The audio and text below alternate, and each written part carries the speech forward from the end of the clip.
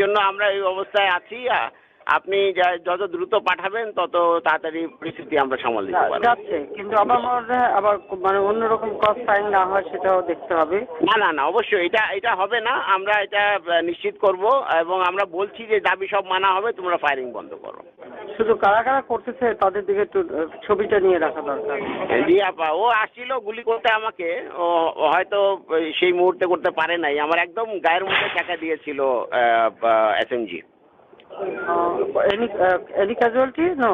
এখন পর্যন্ত আমাদের জানা মতে ক্যাজুয়ালিটি হয়নি আপা, বাট হতে পারে, কারণ যে পরিমাণ গুলি চালানো হচ্ছে তাতে মনে হচ্ছে যে ক্যাজুয়ালিটি হতে পারে।